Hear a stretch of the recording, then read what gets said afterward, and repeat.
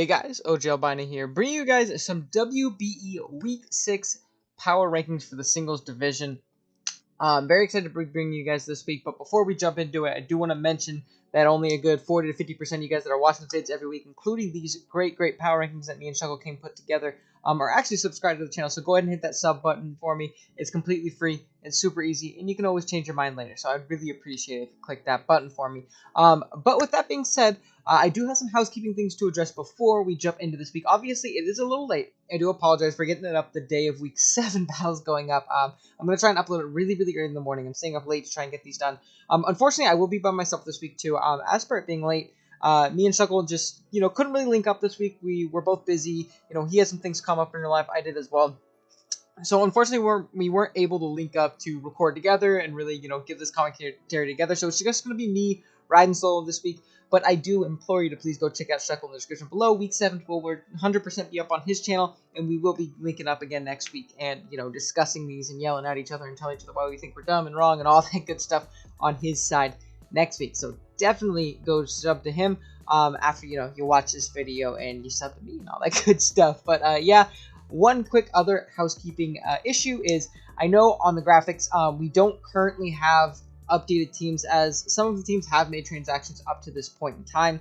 Switched up their teams a little bit. I'll talk about it obviously when I'm doing the rankings, but the Photoshop file that we were given, long story short, is very complicated to deal with. I spent a lot of time trying to figure out how to fix it. Shuckle figured out how to do it, but it was very time consuming and something he just couldn't really do himself. So we're going to work our hardest to get that fixed before next week, but these are still pretty much post-draft teams, right off rips. So, yeah, unfortunately, there are going to be some inconsistencies with the visuals on the screen, but mostly this is going to be talking about the teams and all that stuff. So, yeah, with that being said, we can go ahead and jump into our first game. All right, so game 1, we are going to be talking about Automatic versus Thatsa +1, the Nijmegen Nuzleys versus the Baton Rouge Butterfrees. I apologize, Otto, if I'm totally butchering your team name, because I know I totally am. I know how to spell it correctly, though. I hope I did on the slide. But regardless, this game was a bit of a wash. Otto ended up winning this one 5-0 against Thatsa. Right off rip, I knew this game was going to be very difficult. Thatsa does have a rain team with no ground type. When you're playing up against Mo, that's going to be pretty tough because he doesn't have to, fear in locking into an electric move or anything like that. It let him get kind of just a free Specs Volt Switch off on, Thatsa's entire team. I thought that was a very good bring by Otto.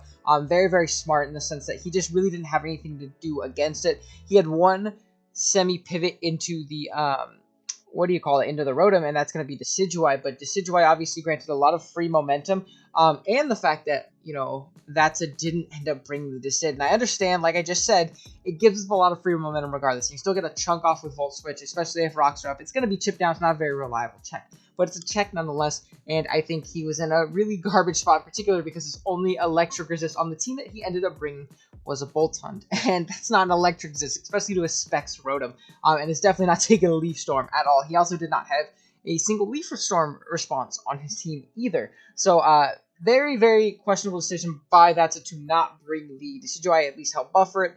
He could, potentially deal with it in that way, and, not just sack a Pokemon every time to it coming in.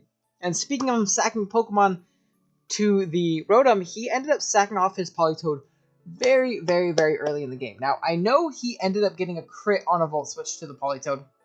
However, I don't think that would have killed regardless of him, getting the crit or not, depending on his spread, especially if he was a little bit bulkier of a Politoed.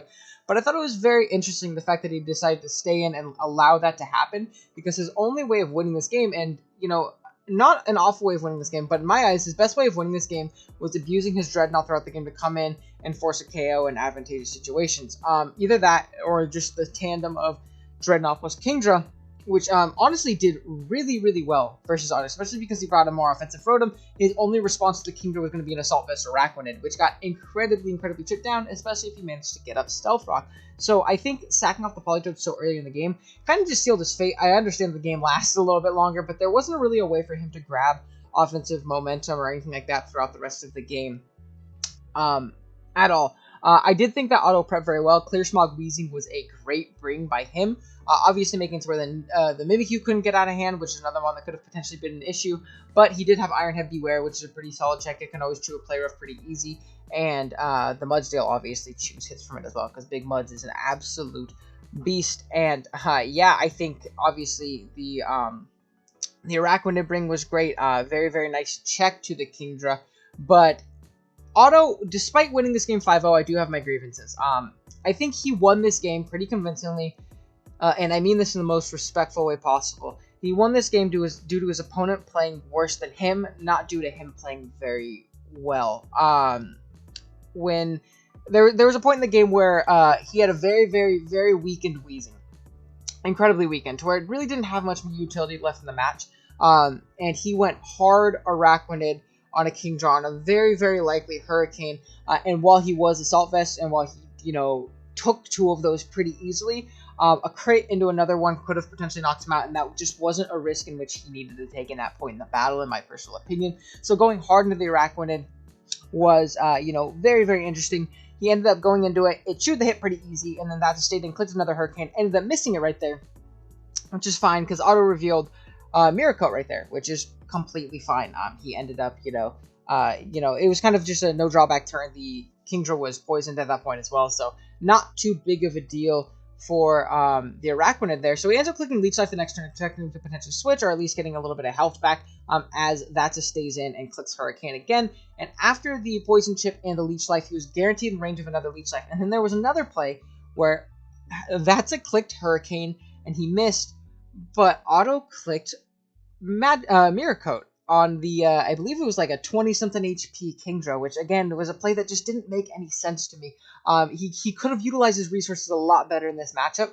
Like, obviously, the Leech Life would have blown that thing away from the amount of health it was at. There was no reason in, taking that extra chip, and clicking Leech Life covered it missing, and then you cut out of there with much more health, or you catch something on a potential pivot out while he's trying to save his Kingdra for a late game, to get off one more big hit if he really, needs that to win.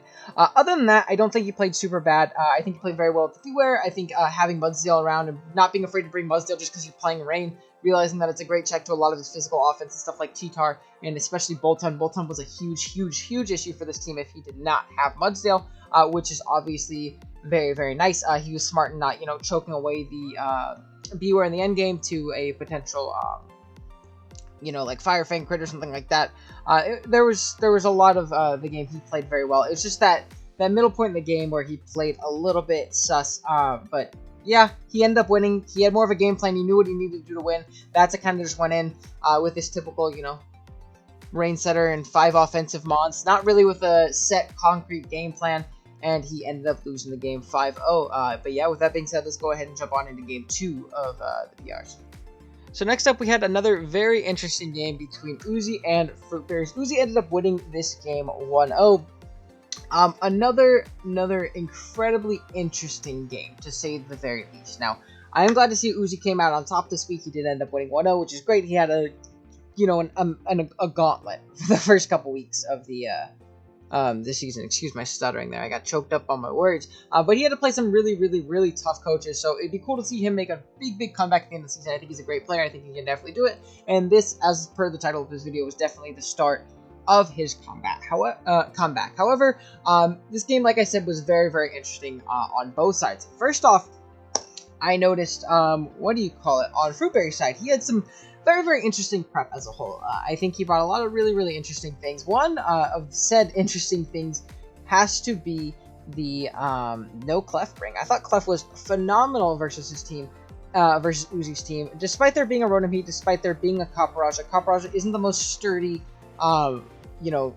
offensive fairy check in the world at all, honestly. It can definitely, get chipped down and be very whittled throughout the game, especially with the team that Uzi brought. It was liable to get very worn down throughout the game, and was liable to get trapped by the Magnezone, which, obviously can come in and throw off a big hit if he does, EV correctly to outspeed it and things like that, which is obviously nice. Now, Uzi brought a very, very cool Copperajah set where he was incredibly fast to catch, and really take advantage of Fruiberry's really bad speed tiers, in all honesty. So that was obviously a great bring by him, but it was still something that could have worked in theory. I thought a potential combine set was good, and it was also his only Hydra check. He brought a Hydra team versus Hydra where his only check was going to be him on top, which unfortunately isn't the most reliable check to Hydra in the world. Honestly, it actually ended up killing it during the game, which kind of goes to show it's not the best check in the world, unfortunately. But One other thing that I thought was very, very interesting, and I guess I can jump to it right now. There was a very interesting set of plays in the middle of the game there,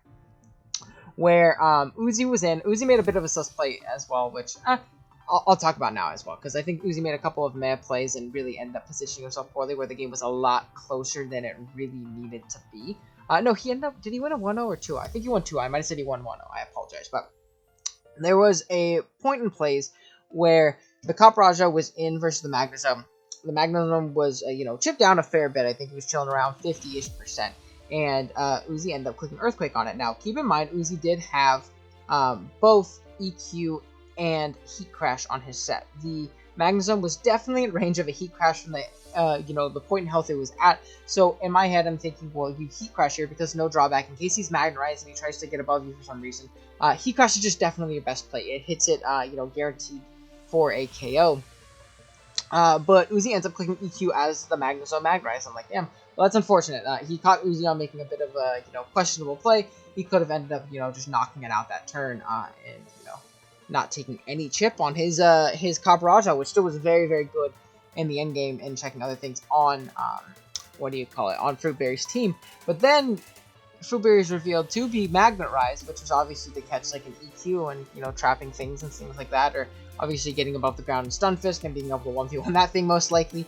But then he ended up clicking Volt Switch, and I thought that was a very, very counterintuitive bring, and it really hurt my soul to see him, Magnetize, get above. You're meant to stay in and trap that steel type, and then Volt Switch right on out of it, and not really get anything out of it other than just being able to just potentially Volt Switch the first turn. Like, you're just wasting a turn, potentially taking a hit, dying to a Heat Crash, regardless. So that was obviously very, very interesting in its own right. But I think Uzi definitely played better this game. Early in the game, he was in a commanding position. Fruiberries just didn't know what to do around that Passimian whatsoever. Maybe he forgot it got Defiant, I don't know, but he went into his Hitmontop trying to check it, and that thing got up to +1, and it just started clicking buttons. It had perfect coverage for his team. He had to give up the Marowak very early, which is a phenomenal breaker in this game, because, as Uzi said in his team builder, Hydreigon is not a very sturdy check that thing, especially if it catches it with a low kick or anything like that. It's not looking too hot, in theory, obviously. But, it's not the best or most reliable check, especially with how good it was offensively in this game. It's not something that Uzi just wants to, kind of just throw around. So having to give up that early, just to absorb that knockoff and just get clean knocked out for a free switch into something else was definitely less than ideal. The end of the game was also a bit painful to watch in the series of plays towards the end where he had Espeon in versus the Xatu, and he decided to trick, opposed to just kind of clicking a button until he dropped. I think that was probably his best play. It made him have to position himself in a way in which he had to have a light screen up to guarantee live the Dazzling Gleam.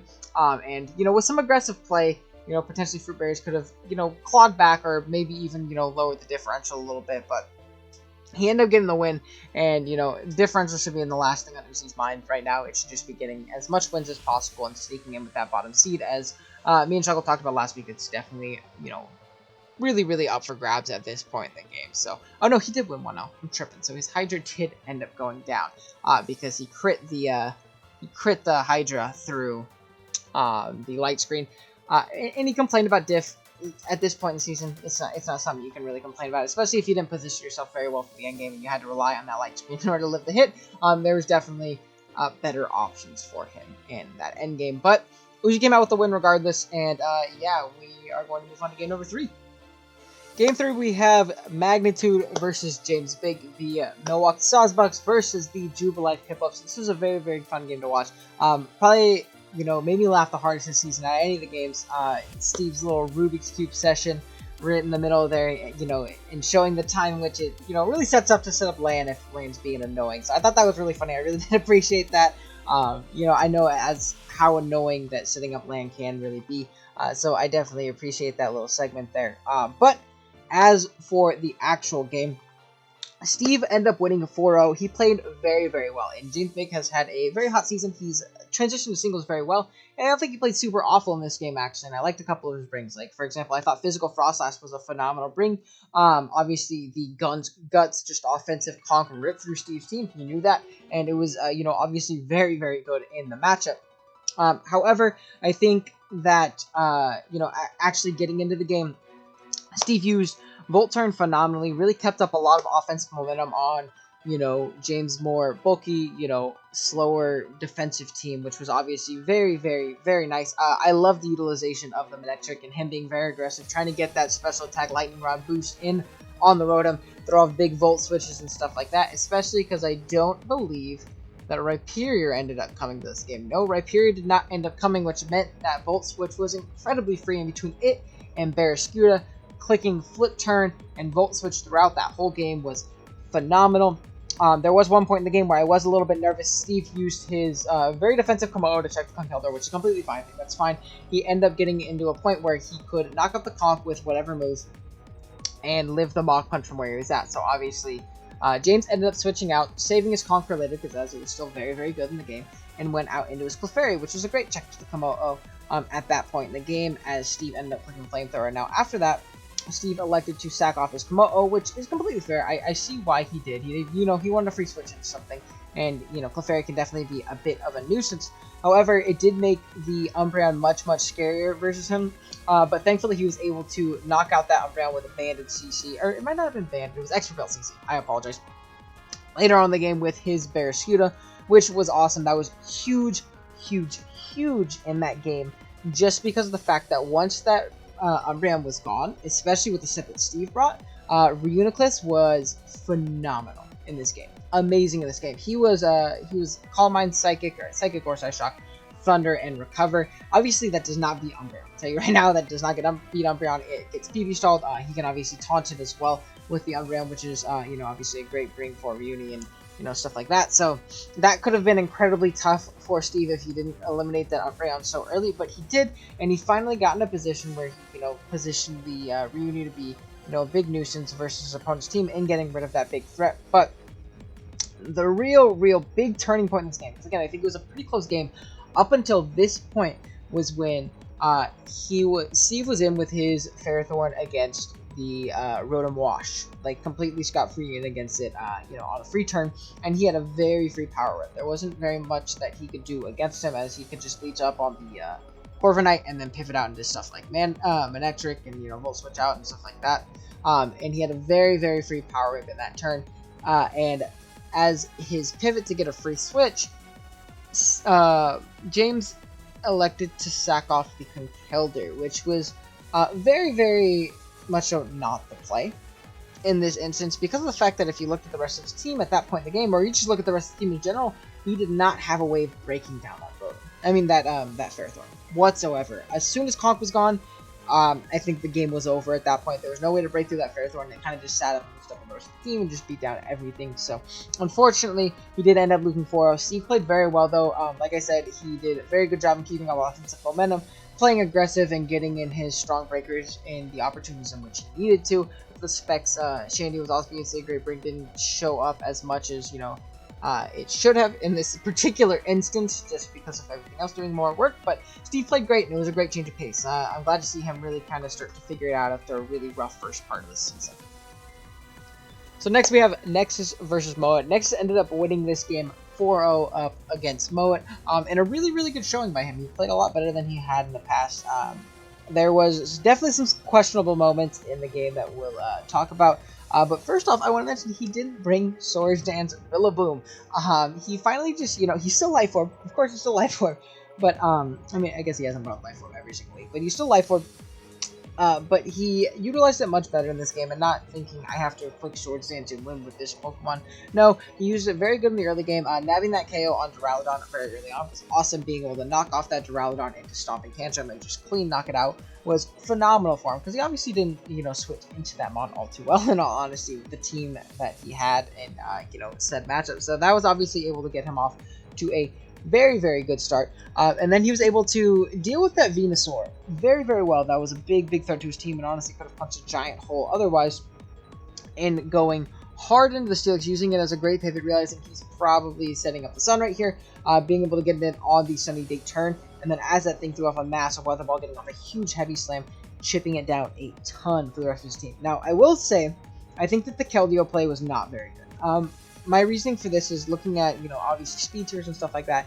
Even if he was Modest Venusaur, which he obviously had to have at least been Modest Venusaur because he did end up outspeeding, but Modest Venusaur is actually a speed tie with max speed Keldeo. So that's assuming that Nexus, again, I don't know his spreads, it didn't, you know, he doesn't do team builders or anything like that, or show off his stats or anything like that. But that's assuming Nexus was max timid Keldeo, which he most likely wasn't looking at the speed tiers on, you know, Moet's team, unless I'm completely forgetting a base 108 on his squad.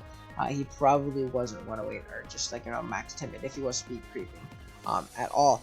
Plus, when he has a Weavile on the back that specifically has Ice Shard that does pick that Venu off from the range of which he was at, we saw it was not Yachi. We saw it was chilling pretty low at that point. I think Ice Shard was definitely the play over risking the Keldeo, because Keldeo was very, very good in that game. It was one of the few things that was, you know, stopping a potential +1 Volt from just running shot through Nexus's team. So I thought that was a little bit suspect, you know, not being, you know, risking that Keldeo opposed to, you know, going into the Weavile, which was honestly very good in the matchup regardless. Something I noted immediately was how free of a Weavile matchup that was. He did not have a resist to the stab combination of Weavile, so if he could position it correctly, he could essentially claim a KO every time he came in, being in a very, very, very good spot there.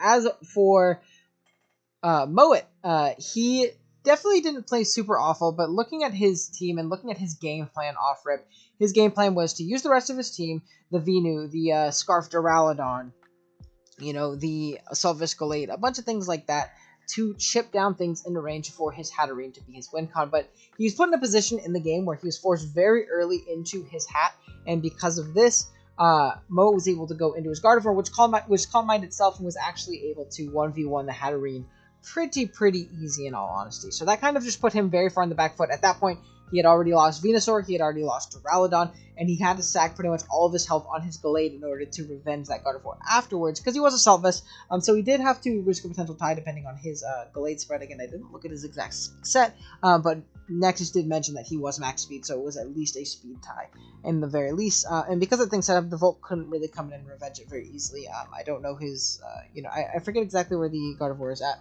or if it was in range of, you know, the moveset that Nexus did, Moet did end up having, but unfortunately it was just, you know, a little bit too little too late because of how little his team was actually able to break through, especially being that the Steelix ended up at full, being able to, you know, really chip down that Venu and cut its breaking spree short, because again, that Pokemon was phenomenal versus Nexus. The dual stab combination went crazy on him. There was just about nothing he could do versus that thing, besides be nice and aggressive and get in that Steelix to make that heavy slam play, which is honestly a great play by him. I really do commend him for that and doing that.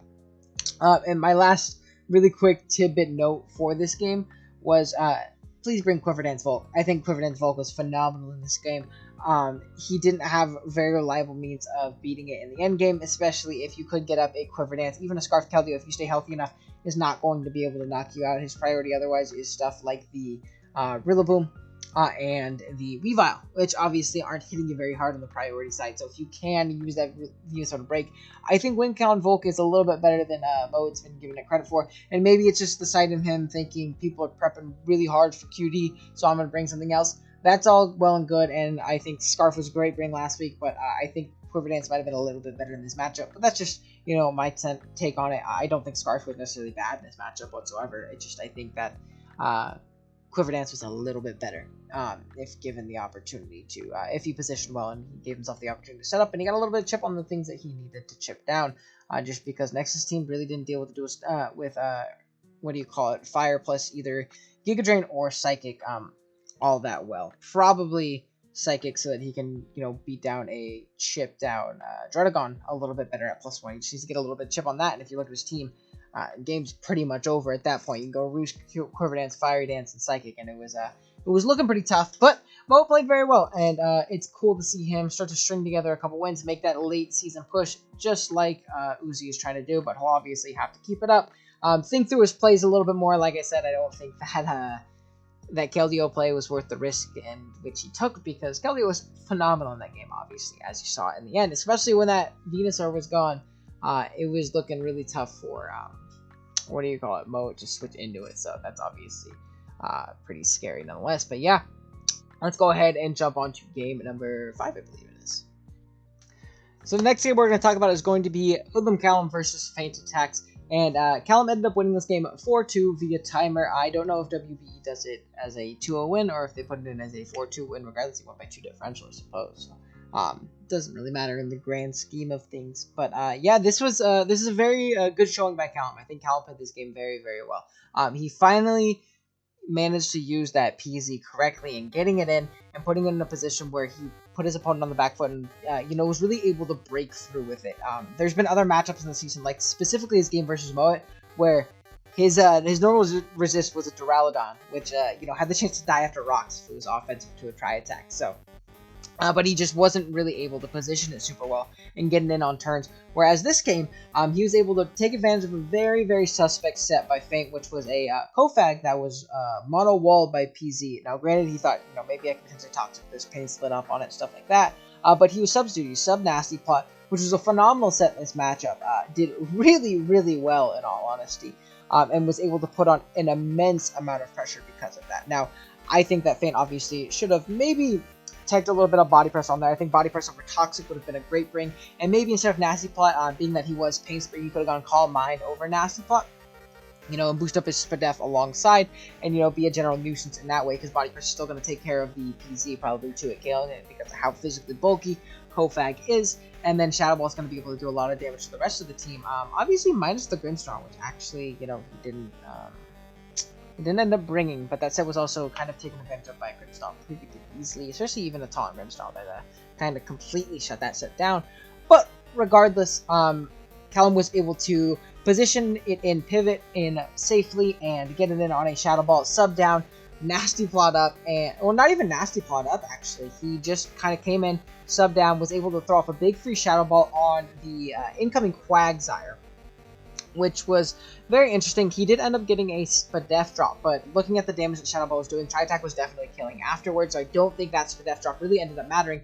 And then afterwards, he ended up pivoting, Feint ended up pivoting right on the Miltank, which is the play that he should have in all honesty made before he went. The Quagsire, if you are Chalonberry, I think your main goal is obviously to take a hit from that PZ and get a little bit of damage off on it. Granted, you obviously can't really kill it, so maybe a body press would have been nice on that thing too.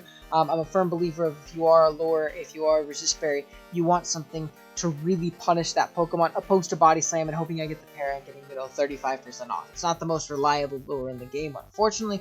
But regardless, that is the play you should have made before, because obviously he is not going to try attack the Kofag in front of him. He can make the very safe play of either nasty plotting or throwing off a Shadow Ball or a Dark Pulse or whatever coverage he has for the Kofagrigus on his set at that point in time. So going into the Miltank was pretty no drawback because he would live a +2 try attack with the berry, I believe, from the range in which he was at because of the Chalon berry, or he'd be able to chew up the Shadow Ball and then come in and break this up the next turn as he played try attack once again. So that was his best instance in using said Miltank, opposed to pivoting into the Quagsire, taking a bunch of chip, then pivoting out, thinking he would click Shadow Ball again, when in all honesty he had no reason not to click try attack versus your team, because you go into the Kofagrigus again and you just click Shadow Ball again.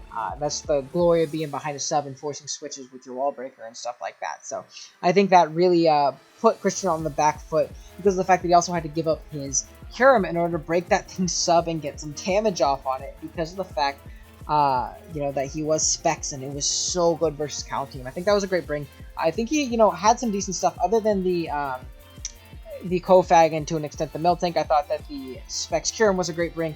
I thought that the Banded Lycanroc was a great bring, especially with a more, really hyper-offensive team like Callum's. I thought that was very, very, very smart to bring. He just, had to give up too many pieces to really deal with that Porygon Z, and it was really good to see Callum finally utilize that wall breaker on his really offensively oriented team to great success and putting himself in a really, really good spot. There were a couple misplays by Callum, though, that I did want to touch on very, very fast before we move on to the next game. He mentioned it in his own commentary, obviously, so he realizes, where he misplayed right here. But he was in against the Scizor. He was a physically defensive Tentacruel to take on a Swords Dance Scizor, and he was packing the haze for it. But he ended up clicking Scald on it and not getting the burn, while the Scizor was able to get off a big +2 Wing Beat dual wing beat on it and do a clean 70-80% on that thing, which was obviously less than ideal because it put him in range of bullet punch and put him in a pretty bad spot. When Haze was always the play, in all honesty, because he, he chews a +2 quick attack, he chews a +2 bullet punch, he chews any hit after he hazes, even if he goes for a prior hit before. While Haze was definitely the best play in the meantime to get rid of those boosts for a slower technician boosted move like a dual wing beat, or if he was packing a psycho cut or something like that, which did get access to his gen, or a sand tune, which is another move that Scissor got access to this gen, potentially trapping that thing in as well, which definitely could have been a bring on Feint's part. So obviously Callum realized his misplay there, but at the end of the day, wasn't too big of a deal. And then one more misplay that I think, and this is a little bit debatable, it just depends on how comfortable he felt with dealing with said Quagsire, and he obviously dealt with it pretty well in the fact that he ended up killing it in the end game. But there was a point in which he Feint switched hard into his Quagsire with about a 50% left on it, on the Cinderace, clicking Pyro Ball against the Scizor. Now, this hit 150% put him in range of a high jump kick, which Callum was, in fact, packing at that point, on that Cinderace set in this match, but he ended up clicking U-turn and said, I understand missing can be scary, I understand that would really suck to lose your Scizor, but he also could have completely just eradicated that big threat.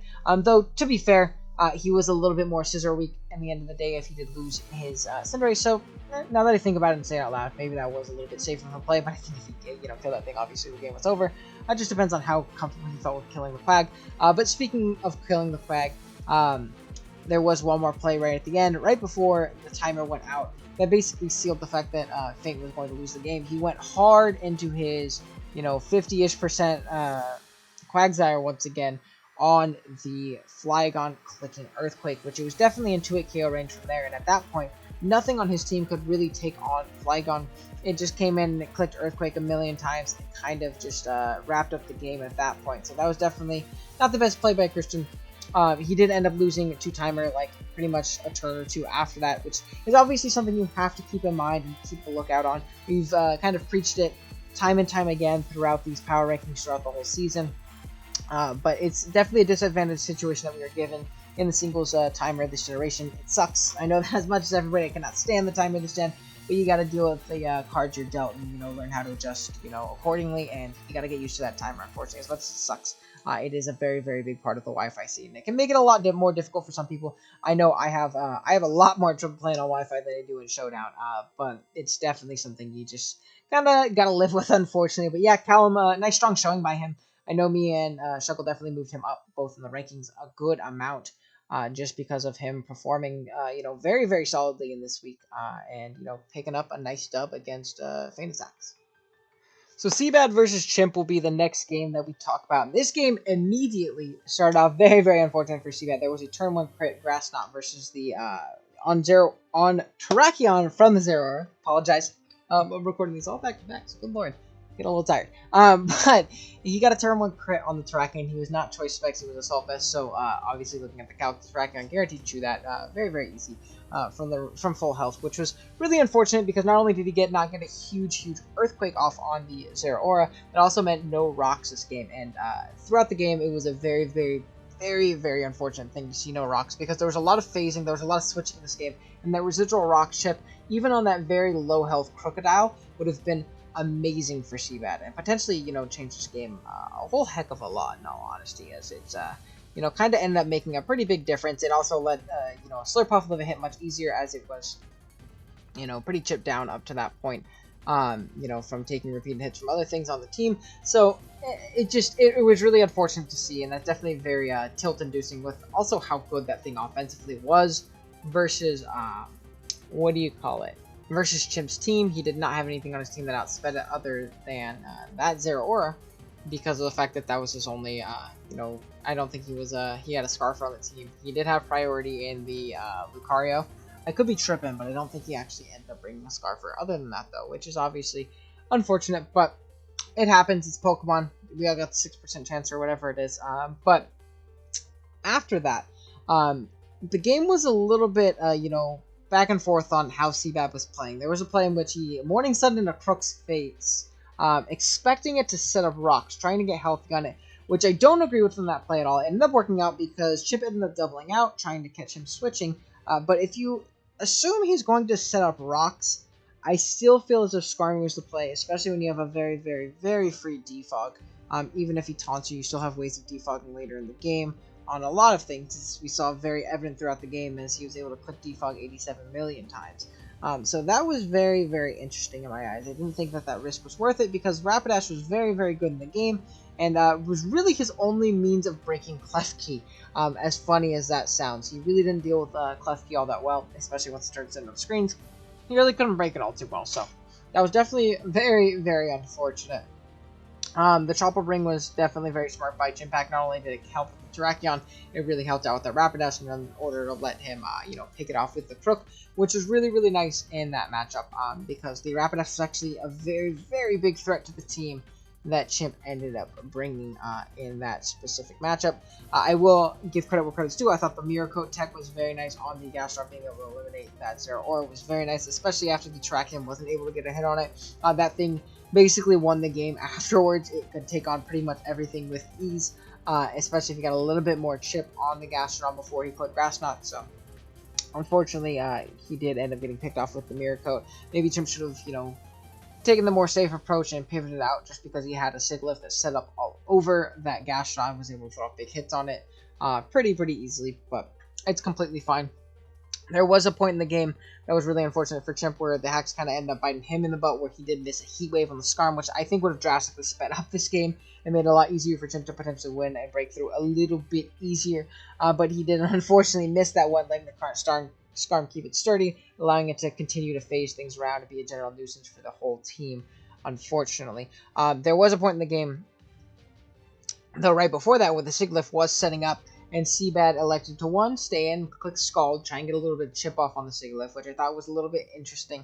But I understand that first play, at least, starting to see what it wants to do at that point, though. If it has, like, an Energy Ball, if it's Life Orb or something like that, it's going to do a lot of damage to you, unfortunately. But he ended up staying in, getting off a Scald, and then he stayed in and clicked Recover on it as it set up another Calm Mind after it had already revealed Calm Mind. After it clicked Roost after revealing Calm Mind, which is definitely a very, very bad play in my opinion. Once you force that thing on the Roost, especially because you got a crit on it the turn prior and you're kind of forcing him into said Roost, I think your play is to either go hard Morpeko or hard Skarmory. Hard Skarmory if you're trying to phase it out. Morpeko if you're trying to put on some, big offensive pressure on it, at least force it out that way. Obviously, that would have been very, very nice for him. But he ended up staying in and put him in a bad spot. But thankfully, Chimp ended up missing that Heat Wave, which was very, very massive. But yeah, other than that, this endgame kind of came down to Cbad losing because he played incredibly passive, especially with his Morpeko. He brought a Morpeko that was 100% hard-walled by Crook. It didn't have any coverage for it at all, especially being that... I believe his coverage move on it outside of Spin and Oroville was Psychic Fang, so he was like hard-walled by it. But he refused to play aggressively enough to Parting Shot and position himself to win. His Cloyster had opportunities to potentially win throughout the game, especially versus that Crook if he could find an opportunity to get in on a Parting Shot against that. And obviously, the Morpeko could do that as it forced him pretty much every time because he was very good versus the rest of the team. So if he could have been a bit more aggressive and gotten in versus that and tried to Shell Smash up on that thing, opposed to on the Sigilyph with the Heat Wave, which ended up just blowing it backwards after rocks, unfortunately. He could have potentially been in a much better spot. Unfortunately, he, was just a little bit too passive for my liking, and Chimp was able to kind of just run home with this game, despite getting a little bit unlucky. In the middle game, he did get, very lucky on turn 1, obviously, with that crit, but the Heat Wave miss was obviously big, and he was able to, still play pretty well and get a commanding 3-0 win in this matchup here for week 6. But yeah, let's go ahead and jump on to the next. Game number 7, we got Pokeaim versus Visually. Pokeaim ended up winning this game 1-0. There was a lot of heat in this game. There was a lot of really, really cool sets. Pokeaim ended up bringing like a cool OTR, Weakness Policy, Slowbro, Trick Run 3 attacks, which is obviously really, really cool. He brought like a Cursed Sylveon with Bite, which was really cool to see as well. He brought a very cool team, and I like his build a lot for the most part. There was one grievance I had in the little Sandslash set. I thought that Earthquake was a little bit better than Knock, but I understand the the allure of obviously knocking a bunch of things off, and you're obviously more of a supportive Sandslash in that instance in particular. I just don't like being hardballed by Prim when the team in general was very, very weak to Prim. Speaking of the Prim, though, this brought like a predominantly physical Prim, which I thought was very interesting. I don't know if I 100% agree with that bring, in all honesty. it made it to where it was pretty much a non-factor throughout the game. Especially, yeah, it was just a very, very interesting set. But I mean, this is the game of interesting sets, though. Like, out of all the games this week, there was definitely some pretty interesting stuff. There was a point in the game, early in the game, where Pokeaim made a little bit of an interesting play, in my personal opinion. He was in with his little Sand Slash. He'd just gotten up a bunch of spikes. He was adamant with being completely fine with staying in with his Sand Slash in order to get up spikes, despite the, the Scrafty being in versus it. And then Hail ended up ending, and he decided, I'm going to save this for a sack, and then I'm going to go into my Noivern. Now, I don't agree with this play necessarily. I think letting Noivern get knocked and lose his boost, especially in a matchup in which it did not have Roost on it or any form of recovery at all, was definitely a bit unfortunate because rocks were up to stay that game. There was no hazard control on Pokeaim's team whatsoever.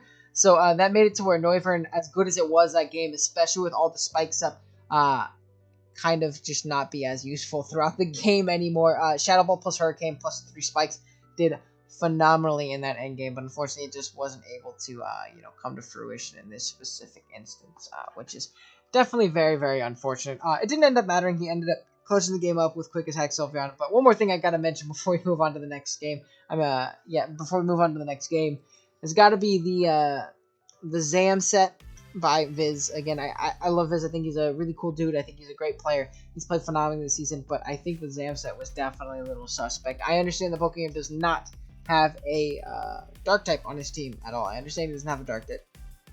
However, I think that you can utilize a Psychic against a team with no Dark a little bit better if it is Zam, opposed to trying to be like a mono setup set. You're not Reuniclus, unfortunately. You're not Mew, so that isn't going to fly as easily, unfortunately. And the set in particular wasn't very good. It was mono Psyshock, I believe, which was a bit sus versus Aim's team as a whole. And there was a play in which he tried to recover up in the Sand Slash's face.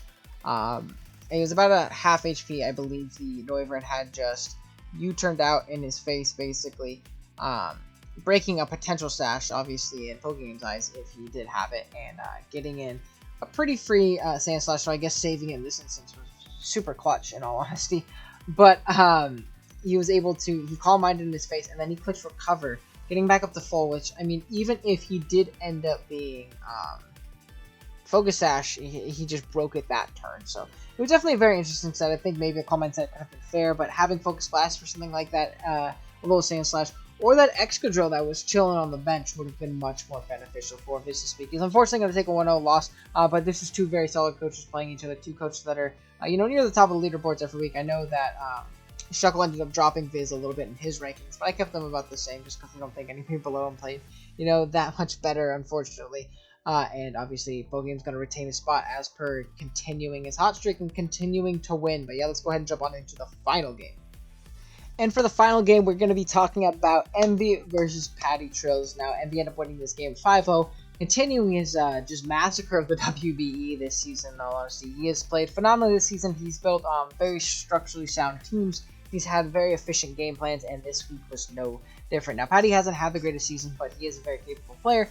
And, while I do think his matchup was pretty bad, in all honesty, he didn't have a great way of breaking through Emvee's team on matchup, just looking at it, besides like a setup and Aurora. I really would have brought in Sword Dance, but Bulk Up was, obviously had its merits as well. I think that was definitely a good bring in him realizing that he didn't have a great way of breaking through Emvee's team otherwise. So that was definitely a good bring by him. But yeah, Emvee was able to kind of stick with his patent, very bulky team that, covers a lot of grounds and a lot of bases, and chip down a team for Dragapult to really thrive. And again, it was status, and then click Specs Hex in this game, which obviously was a process that was immensely sped up by early game.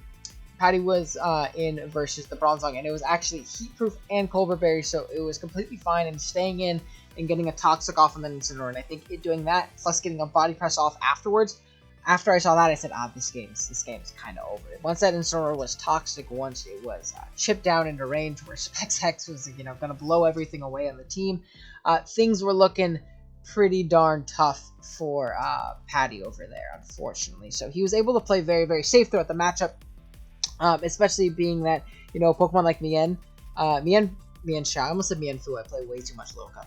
Mienshao actually was walled by Togekiss, the Milotic was walled by Lantern, which is completely fair, honestly. There's not much you can do with a Milo in order to, you know, chip down a Lantern. It's pretty much a, you know, just a hard counter to it.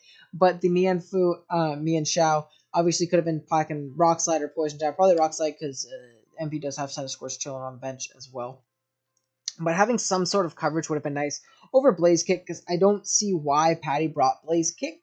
I don't think it was a very necessary move at all. You already have knockoff for the Bronzong, and what do you call it? You're still hitting it neutrally with fighting moves. So I think it was a bit of a wasted move slot, trying to fit too much coverage for one mon, leading you to neglect another mon that actually checks it much better overall. Because like Bronzong doesn't want to take check a a reckless high jump kick if he ends up going for that route. Like obviously I don't think he should have, just because there's a Dragon Pulp chilling there, which is a nice pivot as well. But definitely a very solid performance by Emvee, and unfortunately Patty was just kind of the next on the Carnage tour for Emvee of the WBE this season, with his very, very structurally sound team, and his very solid game plans up to this point, and he's been playing very, very well. But yeah, that's going to be my rankings. They've obviously been up on the screen. I've more so talked about the game.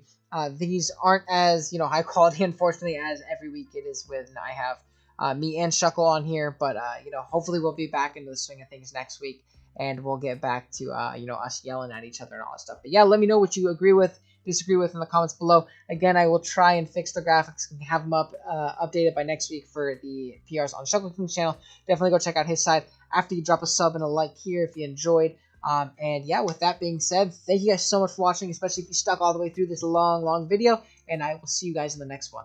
Later.